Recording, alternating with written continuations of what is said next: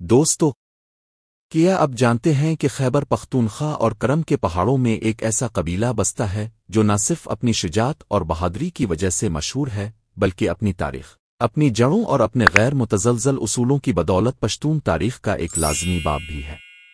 یہ وہ لوگ ہیں جنہیں اورک زئی کہا جاتا ہے۔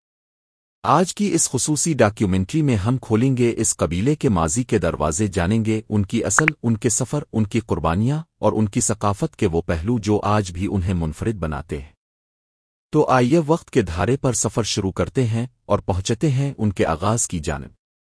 اورک زئی قبیلہ پشتون قبائل کی ایک اہم شاخ ہے جو تاریخی طور پر نہ صرف پاکستان بلکہ افغانستان کے مختلف خطوں میں بھی پھیلا ہوا ہے۔ ان کا بنیادی مسکن قبائلی ضلع اورک زئی، سابقہ FR اورک زئی، ہے جو کوہاٹ ڈویژن، کرم ایجنسی اور ہنگو کے درمیان واقع ہے۔ یہ علاقہ سرسبز و شاداب وادیوں، بلند پہاڑوں اور قدرتی راستوں پر مشتمل ہے۔ اورک زئی قبیلے کا شمار پشتون ولی کے مضبوط محافظوں میں کیا جاتا ہے۔ ان کی زندگی، رسم و رواج، روایتی طرز حکومت، مہمان نوازی اور اپنی سرزمین سے محبت، سب کچھ پشتون شناخت کا آئینہ ہے۔ اورک زئی قبیلے کے بارے میں مختلف تاریخی روایات ملتی ہے۔ مورخین کا کہنا ہے کہ اورک زئی پشتونوں کی مشہور شاخ او کارلانی او سے تعلق رکھتے ہیں۔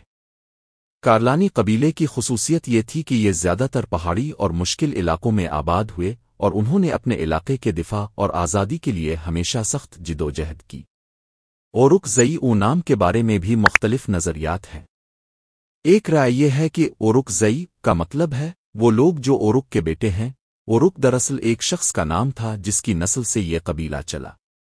کچھ مورخین کے مطابق اورک او پشتو زبان کا ایک قدیم لفظ ہے جس کے معنی اونچا مقام اوآ، بلند پہاڑی او کے ہے۔ اس حساب سے اورک زئی کے معنی ہوئے پہاڑوں کے لوگ، اوآ بلند جگہ پر رہنے والے۔ ایک تیسری رائے یہ بھی ہے کہ یہ نام کسی قدیم مقام آبادی سے منسوب ہے جہاں سے یہ قبیلہ ابھرا۔ ابتدائی ہجرتیں اور بستیاں۔ تاریخ ہمیں بتاتی ہے کہ اورک زئی قبیلہ ابتدا میں افغانستان کے بعض حصوں میں مقیم تھا۔ وقت گزرنے کے ساتھ یہ قبیلہ ہجرت کرتا ہوا موجودہ ضلع اورک زئی اور اس کے اطراف میں آ بسا۔ پہلا دور افغانستان کے مشرقی خطوں سے کوہاٹ اور کرم کے پہاڑوں کی طرف آمد۔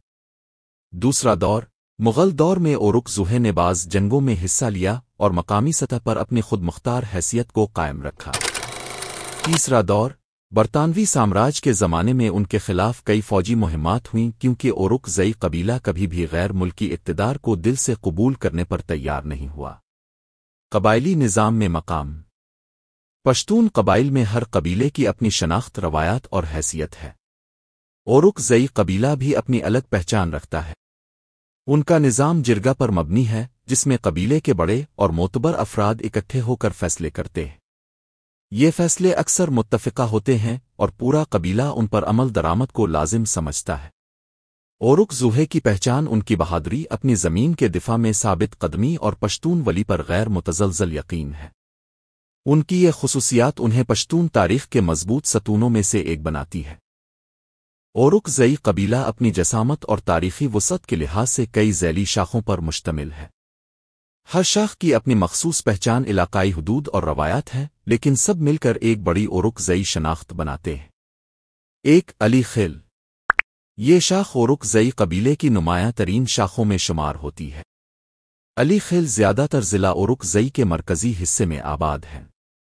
ان کا کردار تاریخی طور پر جنگجو اور دفاعی رہا ہے۔ مسعود خیل۔ مسعود خیل لوگ زراعت اور تجارت میں زیادہ سرگرم سمجھے جاتے ہیں۔ یہ قبیلہ اپنے سماجی اتحاد اور جرگہ سسٹم میں مضبوط کردار کے لیے پہچانا جاتا ہے۔ 3 شیخ خیل۔ شیخ خیل شاخ علم و دین سے گہری وابستگی رکھتی ہے۔ یہاں سے کئی علماء، مشائخ اور صوفیاء نے جنم لیا جنہوں نے مقامی سطح پر دینی تعلیم کو عام کیا۔ 4 اسماعیل زئی۔ اسماعیل زئی اپنی سخت مزاجی اور بہادری کی بدولت جانے جاتے ہیں۔ یہ لوگ زیادہ تر پہاڑی علاقوں میں مقیم ہیں اور اپنے قبیلے کی سرحدی حفاظت میں اہم کردار ادا کرتے رہے ہیں۔ 5 درکی خیل۔ درکی خیل شاخ زیادہ تر قبائلی سماج میں ثالثی اور جرگہ کے فیصلوں میں اہم مقام رکھتی ہے۔ یہ شاخ سمجھداری اور حکمت عملی کی وجہ سے مشہور ہے۔ 6 منگال اور دیگر شاخیں۔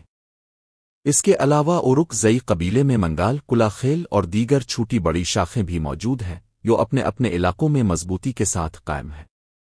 یہ سب شاخیں مل کر اورک زئی قبیلے کے ایک بڑے اجتماعی ڈھانچے کو تشکیل دیتی ہے، جس میں ہر شاخ کی اپنی الگ خصوصیت ہے مگر سب ایک ہی قبیلہ کہلاتے ہیں۔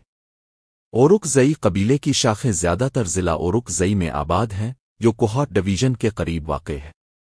ان کی تقسیم کچھ یوں ہے: لوئر اورک زئی نسبتاً میدانی علاقے زراعت کے لیے موزوں، اپر اورک زئی پہاڑی علاقے زیادہ تر دفاعی اور تاریخی اہمیت کے حامل، وسطی علاقے یہاں مختلف شاخیں اکٹھی بستی ہیں اور سماجی طور پر زیادہ گھل مل کر رہتی ہے۔ مزید یہ کہ افغانستان کے خوست اور پکتیا صوبوں میں بھی اورک زئی خاندان بستے ہیں۔ پاکستان کے دیگر شہروں مثلاً پشاور، کوہاٹ، ہنگو، کراچی اور راولپنڈی میں بھی بڑی تعداد میں ہجرت کر کے آباد ہوئے ہیں۔ خلیجی ممالک اور یورپ میں روزگار کے لیے گئے ہوئے اورک زئی بھی موجود ہیں لیکن اپنی زبان اور رسوم سے جڑے رہتے ہیں۔ اورک زئی قبیلہ بنیادی طور پر پشتو زبان بولتا ہے جو ان کی شناخت کا ایک لازمی جزو ہے، مگر دلچسپ بات یہ ہے کہ ان کا لہجہ دیگر پشتون قبائل کے مقابلے میں منفرد ہے۔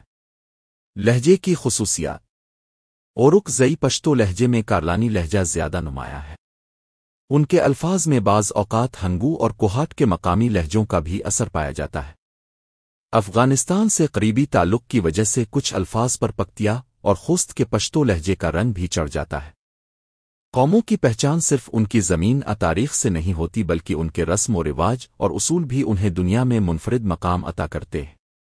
اورک زئی قبیلہ اپنے رسم و رواج اور پشتون ولی کے اصولوں کی بدولت پشتون معاشرت میں ہمیشہ ایک خاص مقام رکھتا ہے۔